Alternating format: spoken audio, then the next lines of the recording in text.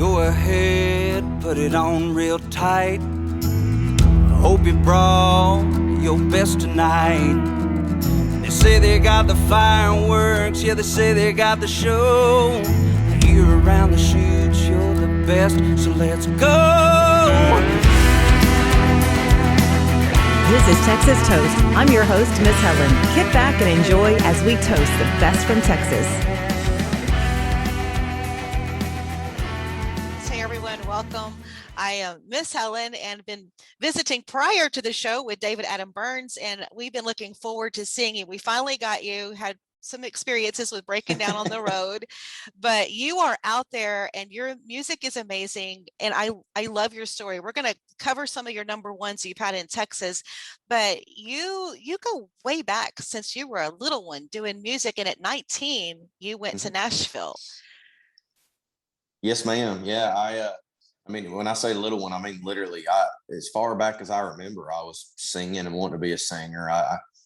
The story I get and I vividly remember was that my mom and dad took me to see George Strait when I was 3 years old, and right then and there, that's what I want to do. Well, let me rephrase that. I wanted to be George. Oh, but I eventually realized that I'm not cool enough to ever be George, so I better do this my way. But yeah, my dad was a part of this little group with this work. He worked for AT&T Southwestern Bell, and they had this little group through work that did charity stuff called the Pioneers, and they go to nursing homes. And so I started doing that when I was 5 every Monday night. I did it all the way through high school till I moved, but that just led to school talent shows, town little talent show contest, and just anywhere I saw that there was a place I could play, I took every opportunity and did it until I finally got in high school and put my first band together. And I always laugh. I said I would throw off my pads on Friday night. My dad would haul it to wherever I was playing a show at, and that was pretty much my high school experience. that is so amazing. And I can only imagine how everyone loved the 5-year-old you singing to them in the nursing homes. What would you sing to them? Do you remember? It was always George Strait. If it wasn't George Strait, I wouldn't do it. But I remember I always did like Amarillo by Morning, Lovesick Blues, pretty much whatever single George Strait had out at the time, I would do. Oh, that's adorable. And like, as far as when you went to Nashville, I know that was a whole different story, but in your high school years, I'm going to go back to high school. What was the name of your band in high school? Well, I had a couple of them. I think the very first one I put together, we called it Highway 5, and then it's too cute. Yeah. And the second one, I think we called it County Line or something like that. And then the County Line band is the one where it kind of evolved. It started off from my second round of buddies from high school, but next thing you know, you start kind of replacing it with the best actual, Central Arkansas musicians there were, to where, it wasn't a high school thing at all. It was just, anybody in the Central Arkansas scene that we had playing for us. And that, I knew I wanted to go to Nashville. I really didn't even want to mess with the whole college thing, but my mom and dad pretty much said, you're going to do it. So that was a half a semester and a whole lot of waste of money. And, but meanwhile, I was making the trips, and we, before we kind of swapped out the high school guys, 2 of the guys in the band were Mexican brothers that worked at the local Mexican restaurant in our hometown, and they had live music there on Saturday nights. And so we talked Jerry, the owner, into letting us come and sit in with the guys and play. And of course, he's like, oh, it's pretty good. We convinced him on a Tuesday night to let us come back and do our own show. And I guess the rivalry and just the curiosity, there was a lot of drama, that, small town bullshit, when I left that first band. And so everybody in town wanted to see what this new thing I had was. And so, there was a line wrapped around the building of this little Mexican restaurant in our hometown. It turned into, why don't we do this every week? And so we did that every Tuesday. And that was, in fact, the last show I played before I made the move. But, there was a woman there that had been married to Jeff Bates and kind of managed and helped some artists, that just somebody had told her, you ought to go check this kid out. And so she started taking me to Nashville and introduced me to Preston Stanfield, who was a drummer that played for a lot of the big cats. And just one thing, in fact, that's weird. Preston just texted me as I said that. I hadn't talked to him in forever. No way. Was ironic. Yikes. That was weird. But yeah, so I get introduced, and I'm still trying to figure out what I'm going to do. I know the college thing isn't working. And Preston was actually the original 4th member of Rascal Flatts. And the story is he botched the audition because he didn't want to to quit his great gig with Shelly Wright at the time for this Might Work band. And Oh, wow. so I remember Preston called me. It was around Christmas time, right before I decided to move. And he said, man, I think it's time you ought to move to Nashville. And right when he did, Rascal Flatts came on the TV. And that was just all right, yep, let's do it. Yeah, and that's amazing. And you have a song called Signs, and we'll get to that, but that's I'm sorry, I just couldn't help myself with that one. So you go to Nashville, and I'm sure you're just all fired up, and you've had such a foundation of music. And how did it go there? Man, it went really good early on. I was this completely sheltered, naive 19-year-old kid. Everybody's your friend until they give you a reason not to be, which of course Music Row loves bait like that. So it was a lot of up and down both. People always say, weren't you scared? And no, I was too stupid, too young, and too dumb to be scared to even realize what I was really doing. I just knew my entire life Nashville was the plan. So I'm done with high school. It's time to go. Let's do it. Right. And but it's funny how little things you kind of hear this as we go through the story of my career, but little things have just always kind of sprinkled into my life and fell in place. And I remember the first night that I lived there, my Preston took me over to this house because I want you to meet some people. And, he knew I was an old soul, and, country music was starting to kind of go away from what I did.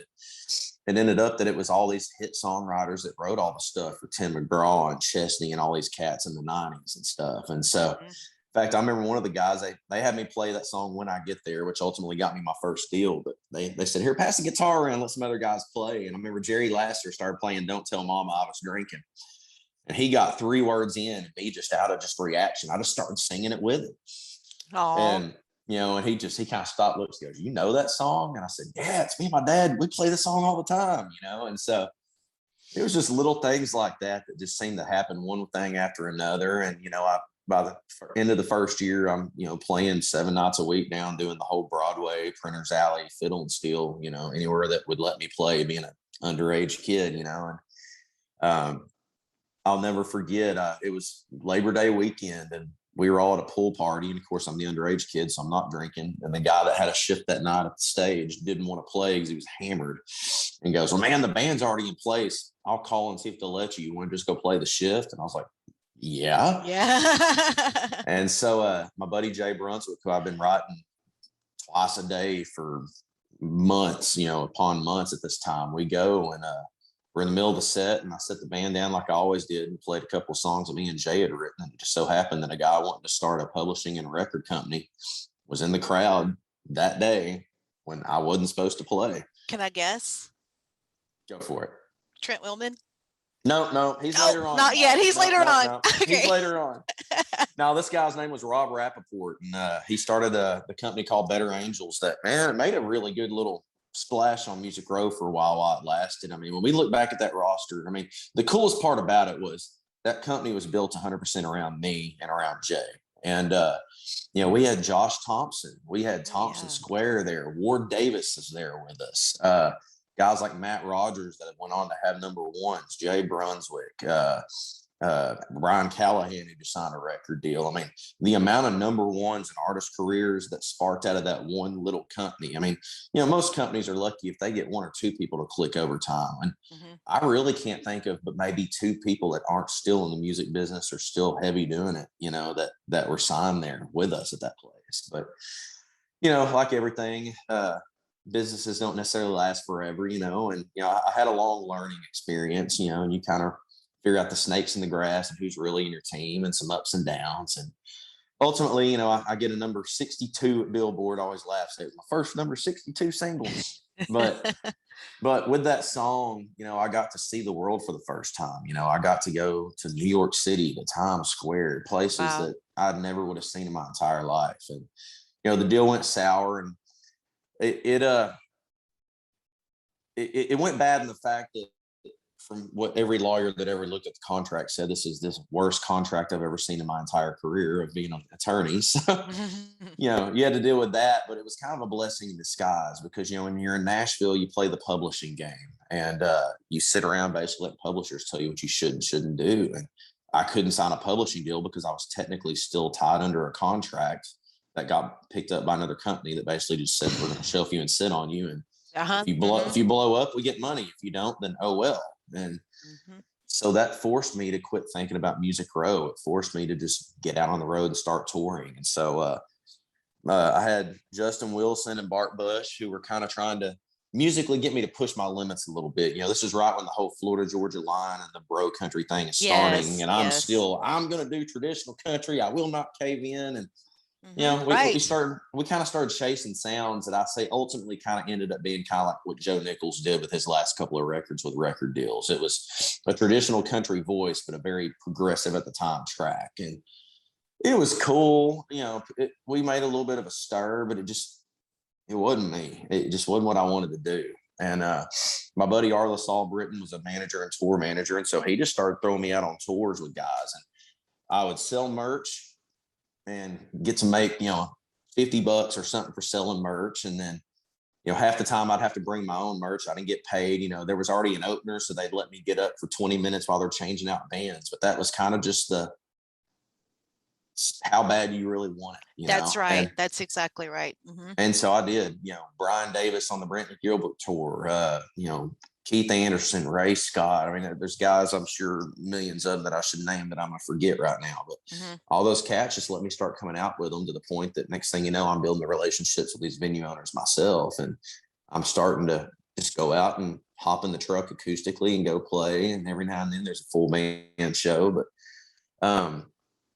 me and Arliss kind of had the idea of watching Texas and realizing that maybe we should pay attention to this. And in the midst of this whole crisis of who am I musically, I'm told I can't do what I love. I remember exactly where I was. I was in Champaign, Illinois, and a buddy of mine kept trying to play all this Texas country stuff. And love it. Most of it honestly wasn't catching my attention. It wasn't my cup of tea. And then all of a sudden I hear, she's over buckles, she's over spurs. That gives me goosebumps. And I remember I sprinted out of that bedroom. And I said, who in the hell is that? And why is he doing what I'm told I'm not allowed to do? And that was literally the moment of the just, all right, I got to figure this out.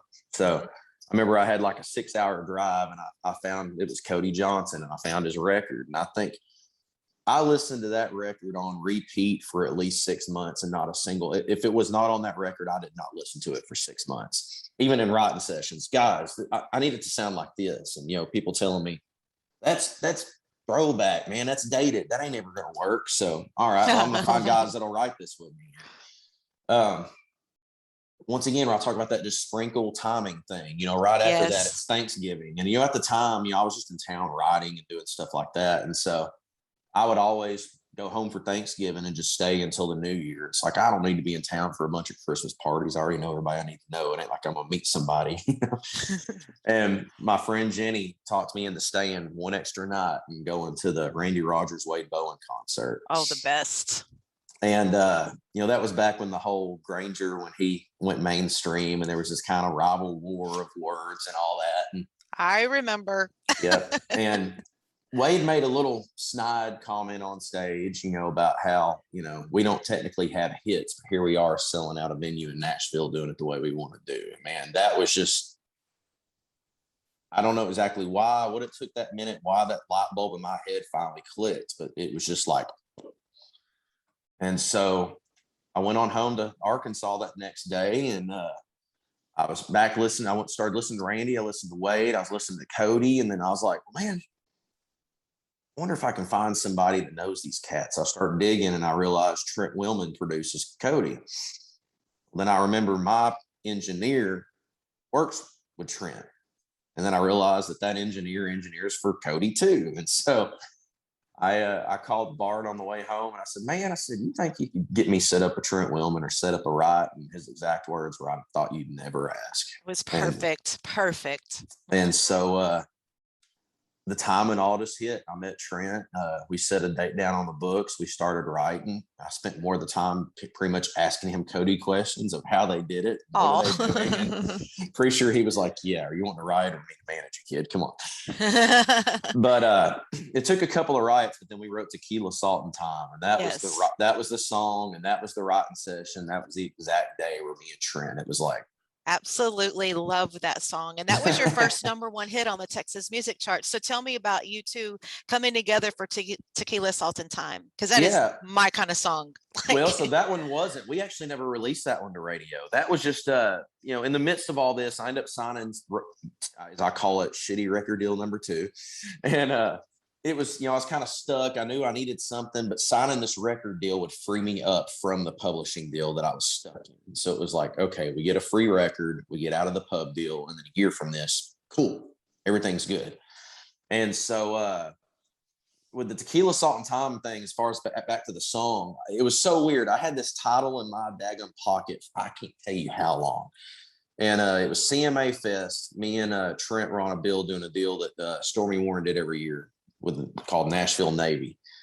And Trent had a gut string Spanish guitar up there. And for some reason, hearing that, I remembered that title, Tequila, Salt and Thyme. And so he got off stage. I said, "Are we still on next week?" And he said, "Yeah." And I said, "I got a song for us." And so I told him the idea, and Trent did what he does when it comes to writing. And then we just, sometimes when you're in the room with a hit writer, especially if you're an artist and you're, not having success or you're still soul searching, sometimes you're kind of quiet and you let them do their thing. And that was the first time in a room where me and him were just back forth. I'm laying out lines. He's laying out lines. The song is just, it's there, So we get done with that and we start deciding the structure of how we're going to do the record. And I told, the record label, I said, "I want Trent to produce this if he'll do it." And so we all sat down, had a meeting. Trent said yes. And Trent was such a great song guy. That's the part with Music Row, I think, where things get a little iffy because you're sitting there looking for somebody sitting at a desk, not out there in the world, not listening, not seeing crowd responses, just what they think is a hit, telling you that, "Oh, this song sucks. This song sucks. Oh, we pitched it. Nobody bought on it. This song sucks." And so for the first time, I've got somebody listening to 11 years of songs of stuff that I've been told that's too country. It'll never sell. That'll never work. Going, "This is great. Yes. Where has this been? Why haven't you put this out?" And then we get in the studio and, me and him are pre-productioning. And I'm like, "Man, I think I hear fiddle here." It's absolutely fiddle. Okay. Still guitar here. That, it was the first time in my entire career I didn't have a producer battling me that agreed. And it was just, I call it, it's like the big brother I never knew I had kind of thing. Mm-hmm.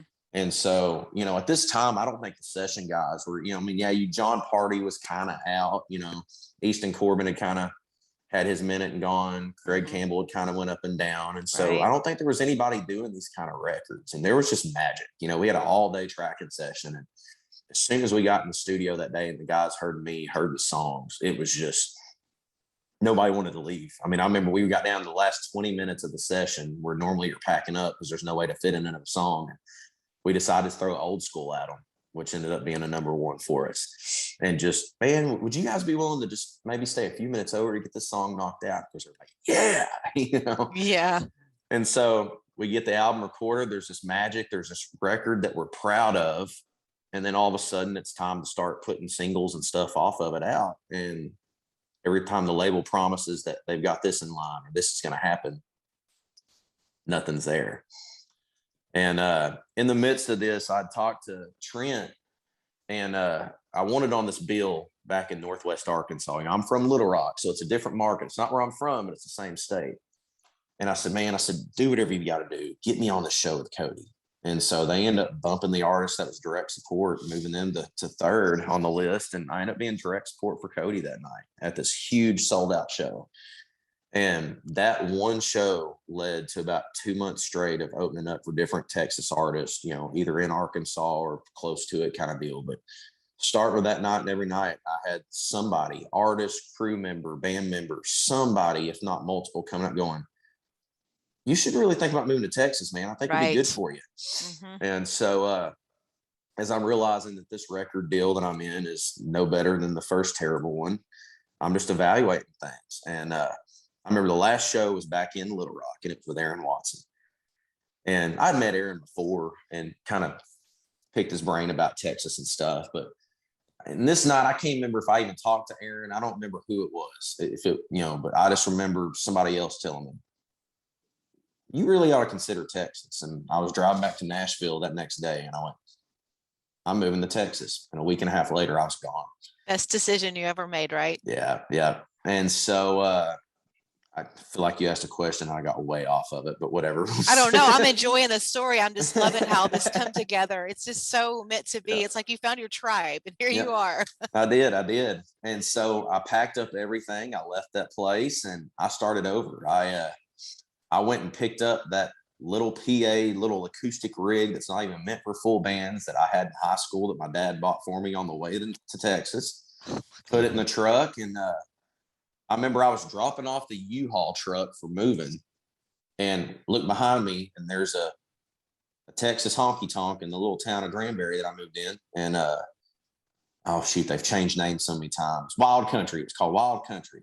So I walked in there, asked for a beer, and said, man, I just moved to town. I'm a country artist. Do y'all do live music? And they said, yeah. So I was like, man, I said, I'm just getting started. I'm looking for something. I said, would y'all be fine with like a residency here, like every Friday or every other Friday until I get on my feet? And so I did.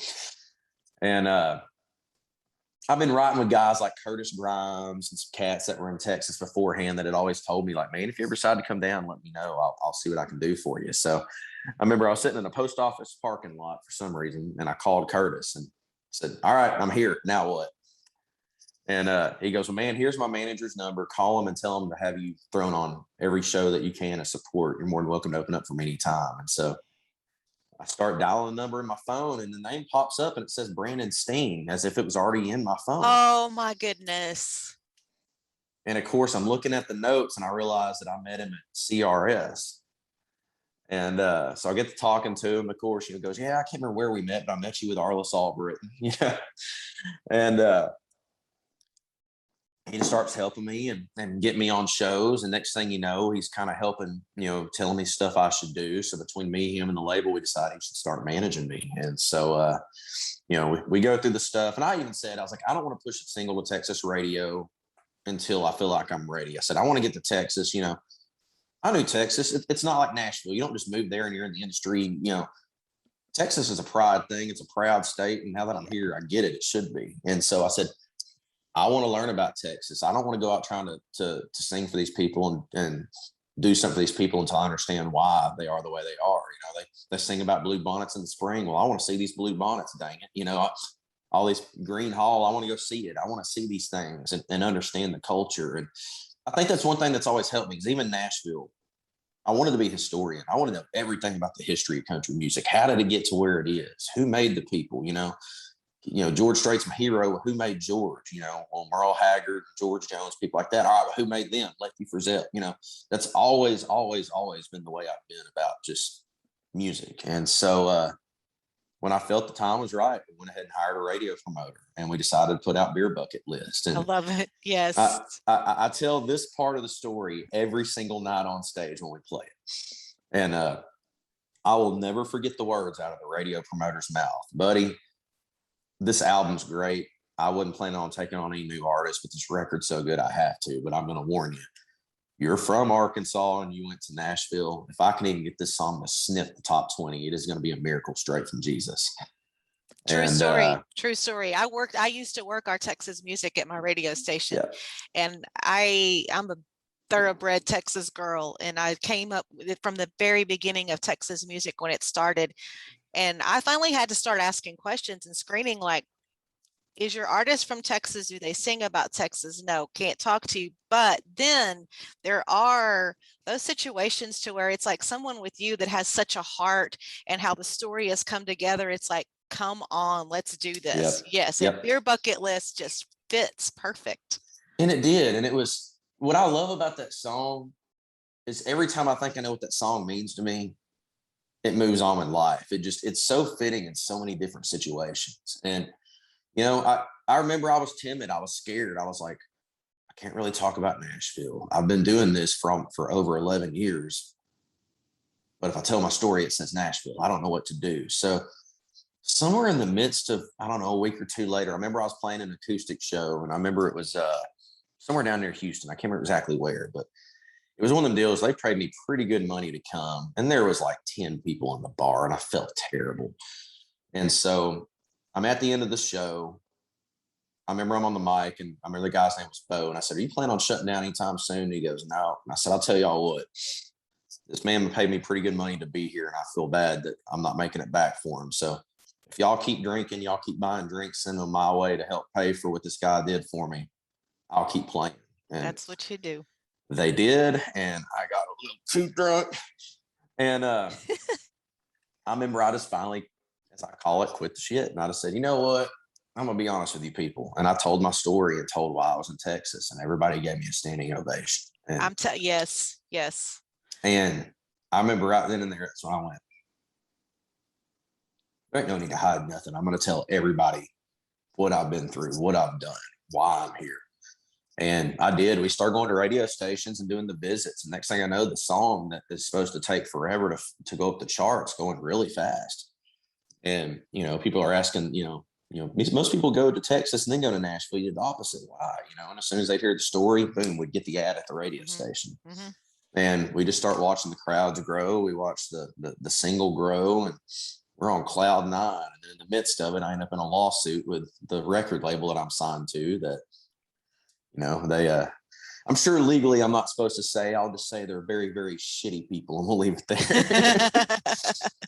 And it's funny because there's all this good stuff going on. We're packing, selling out these small rooms. We've got this fan base going. There's a buzz around us. But meanwhile, I'm freaking out because I'm like, I can't do new music. We're in a lawsuit. Nobody knows it that I haven't spoken to my label without a lawyer in 6 months. And there you have it. Beer Bucket List goes number 1. We're on top of the world. Then everybody's going, what's next? And nothing, because I'm stuck. I can't release music. I can't do anything. My record's being held hostage. Next thing you know, all the stuff we built goes down the drain. We go from huge crowds to me feeling bad even taking the money from the venue owner because there was nobody at the show. And I know they just lost, on our show. And finally, time goes by, and I had certain things in my life that I needed to get right and stuff in general. And it's just like God had a plan. I had to get some of the other bad baggage in my life out. And next thing you know, the label calls and says, "Man, we took this way too far. Why don't we give you the record and you just end the lawsuit?" That's what I wanted to begin with, dang it. That's it. There you go. And so we put out "I Can Give You One," and we expect it to just do exactly what it did. And all right, It did. Song out. We're gonna pick back up, but it didn't. Yeah, we had success at radio, but now all of a sudden there's a lot of guys starting to come out doing what I do. You got Randall, you got, Tristan and Wynn and all these other cats. And I'm not really that unique anymore, and I'm having to start over. So just about time we're getting traction, and I Can Give You One. We're starting to see people at the shows knowing it, and the crowds are starting to fill up again. We get a number 1, and then 2 days later, COVID hits. And so then it's back to the drawing board. What do? We were going to go ahead and release Neon Town, the single, next. And we've got this 6-week album release tour planned all over the country. We can't do any of it. So we decided, let's go ahead and push the single. And that's what, the whole online concert deal kind of started happening. And one thing I'll say about me and my manager, it's why we work so well together, is because we don't sit around and feel sorry for ourselves. We roll up our sleeves and go, all right, what do we got to do? And so I was doing 3 or 4 online concerts a week. And, at the very beginning, people were tipping and this and that, but we teamed up with radio on all of them. So that was our radio visit. That was our way to promote the single Neon Town. Mm-hmm. And, obviously the money side of it, it was very tough, trying to survive and not being able to tour. But I'm watching our online numbers go up. Our Facebook numbers are going up. Our streaming is going up, and we're doing online shows. And I always kind of said, I was like, man, it's no disrespect to any other artist out there, but when you got nothing more than you and a guitar and the internet with a billion things to click on, it kind of separates the men from the boys on a talent standpoint. And so True. The fact that we were able to grow in that time really, really, really it was just unique and interesting. And then thank God, Texas kind of in May of, during the pandemic said, heck with this, we're opening back up.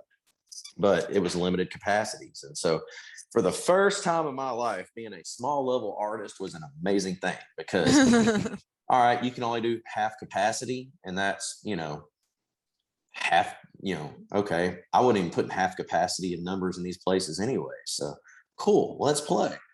And so you're getting private events, you're getting these venues, you're getting your fans that do know you, but then you're wanting the people that just want out of the house. And so next thing you know, we're getting all these new fans. We're selling out, even if it's 25 or 50% capacity, we're selling out the venues. We're getting back in. We're getting this next number one. And so we just kind of took advantage of a situation. And, you know, like I said, even publicist, radio, and music video. I mean, stuff that I never could have been able to afford. We kind of went to people and said, look, man, I know you're sitting home doing nothing. I can't pay your full price, but we can do this. Right. And well, you definitely, I mean, everything you've put out has been a hit. Yeah, Signs has it did good and peaked, and so I'm sure we're waiting for a new release from you. But I also want to talk about your nominations for the TCMA, Male Artist of the Year, Album of the Year for Neon Town, and so that speaks volumes of what you've built and what you've done here. It does. So. I look at 11 years and I look at what I've done in 3, and it's just mind boggling, but it shows when you have a plan and you have a true team. But it has, man, it's if I'm right, and I've heard this from another radio promoter, no artist has ever had a number 1 on every single they've ever put out in Texas. And we have.